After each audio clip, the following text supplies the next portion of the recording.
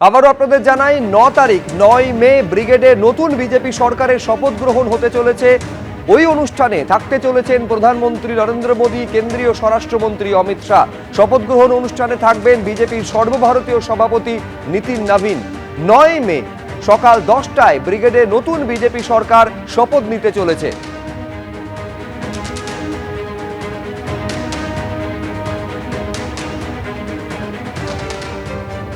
আর এরই মধ্যে নবান্নে যাচ্ছেন শ্রমিক ভট্টাচার্য।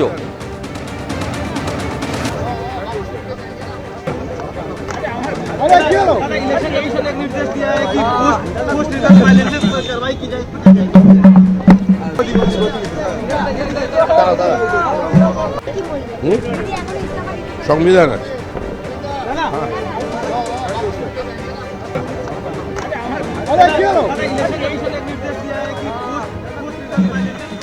আমি সরাসরি কথা বলবো আমাদের প্রতিনিধি উজ্জ্বল মুখোপাধ্যায়ের সঙ্গে। নবান্নে যাচ্ছেন শ্রমিক ভট্টাচার্য, তার মানে শাসক দলের রাজ্য সভাপতি হিসাবে প্রথমবার নবান্নে পা রাখতে চলেছেন শ্রমিক ভট্টাচার্য।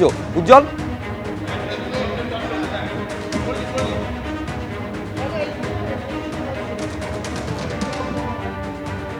মানে চিফ সেক্রেটারির এবং পুলিশের শীর্ষ কর্তাদের, কিন্তু আজকে আনুষ্ঠানিকভাবে নবান্নে যাচ্ছেন। এবং শ্রমিক ভট্টাচার্য কেন নবান্নে যাচ্ছেন বিজেপি অফিস ছাড়ার আগে সেটাও তিনি জানিয়েছেন। তিনি বলেছেন যে রাজ্য জুড়ে কিছু যুবক যে সন্ত্রাস করছে তাদের বিরুদ্ধে কঠোরতম ব্যবস্থা গ্রহণ করতে হবে।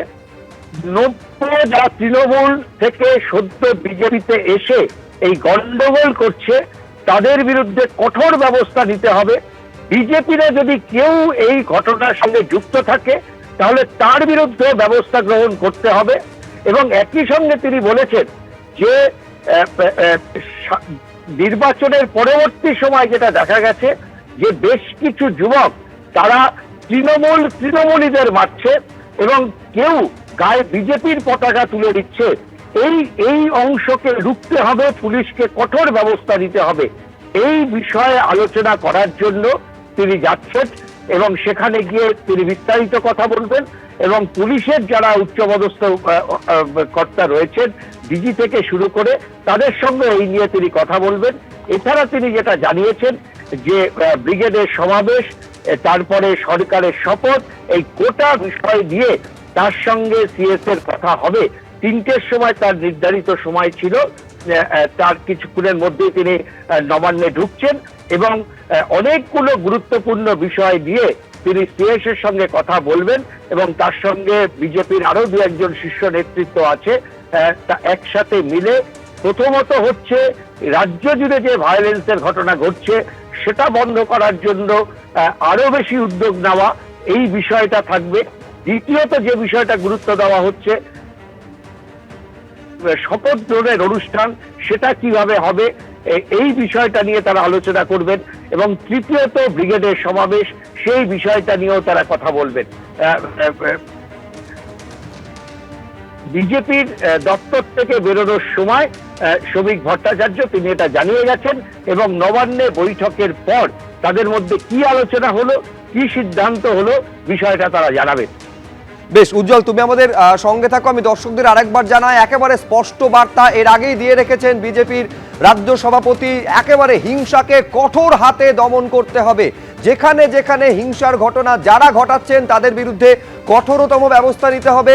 প্রশাসনিক স্তরে তো নিতে হবেই, দলীয় স্তরেও ব্যবস্থা নেওয়া হবে, স্পষ্ট বার্তা দিয়েছেন।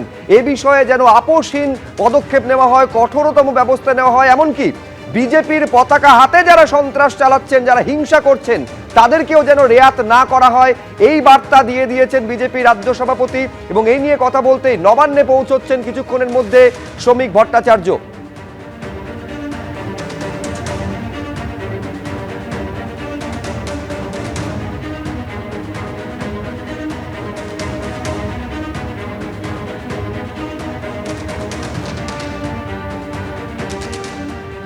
এবিপি আনন্দ, এগিয়ে থাকে, এগিয়ে রাখে।